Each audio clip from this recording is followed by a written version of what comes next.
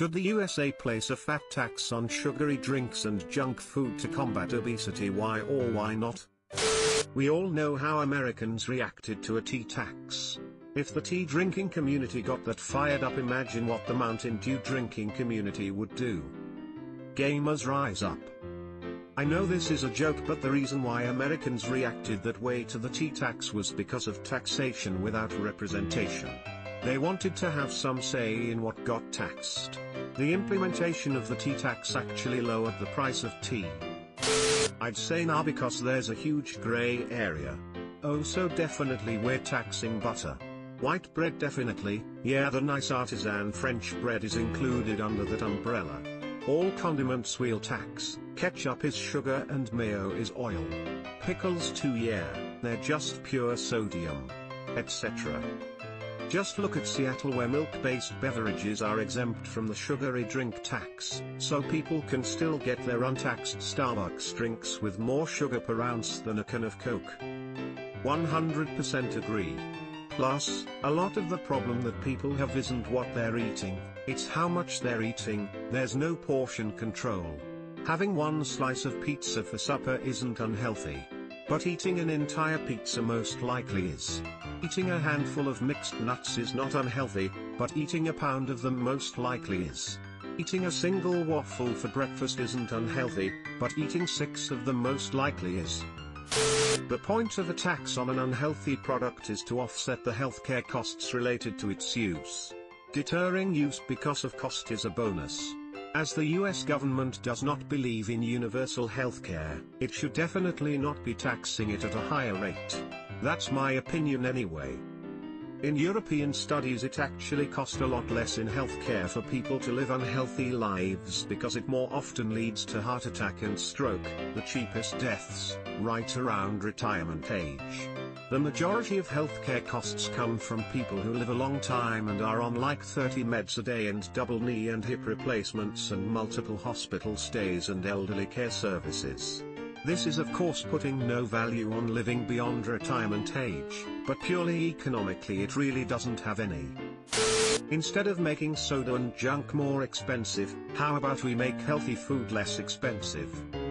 Rice, beans, potatoes, lentils, chickpeas, onions, bananas, spinach, peppers, eggs, squash, tofu. All that is some of the cheapest food there is. I think it's more that processed healthy food is more expensive than processed unhealthy food. If you're willing to do basic cooking, it's possible to eat very well and very cheaply. Beans, rice and frozen/veggies are incredibly cheap. Toss in some cheap proteins and you can eat clean and cheap. No. I don't believe it's the government's job to control the choices people make. Even if it was, the US provides abundant subsidies to the corn industry, so sugary food is already technically subsidized. Also, I don't trust regulators to do it right. For some reason we already have a meaningless label on our food for added sugar that makes juices appear healthy. Even if it was, the US provides abundant subsidies to the corn industry, so sugary food is already technically subsidized. Isn't that a big part of the problem? By subsidizing corn so heavily, the food industry has a lot of corn that it has to put to use. Which is why we get so much cheap and sugary foods. Perhaps the government's farm subsidies should be used to promote more nutrient-dense crops. I am really surprised I had to come this far down to see this said. Whatever happened to liberty and freedom of choice? No. That's called petty tyranny. There's this underlying idea that I've encountered a lot recently, in which any social problem needs to be solved via top-down legislation, usually at the federal level.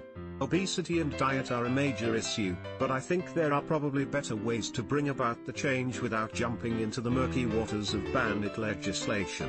Incentives, social change, supporting healthier food options, etc. etc.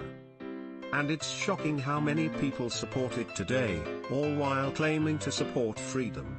I've been a Democrat my entire life, but this is one area where I strongly disagree with the party. We don't have healthcare, so how's that going to combat obesity? People will still pay for shit that's bad for you.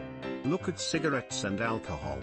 I'd be pissed if my mother, a diabetic because her pancreas crapped out, she's not obese, had to pay another tax on the soda she drinks when she has a low blood sugar.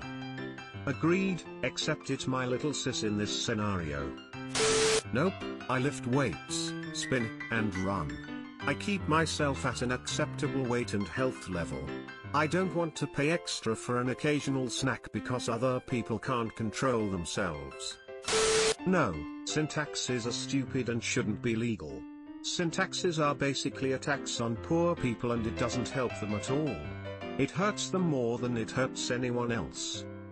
Also, we have a sugar tax in the UK and it basically ruined a lot of products, rip Iron Brew, since companies changed the recipes to comply with the rules, reducing sugar amounts, adding substitutes etc.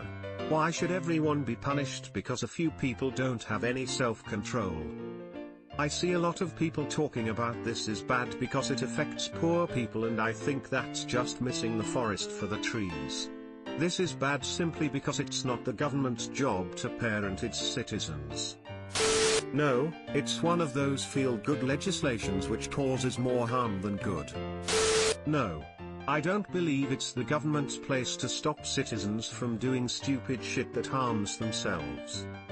So, no seat belts? This is an awful economic idea. People should have the freedom to consume the beverages and foods that they want and also be able to accept responsibility for their choices. So we should get rid of tax on tobacco then? Subscribe for more hot Reddit takes in your inbox, guaranteed.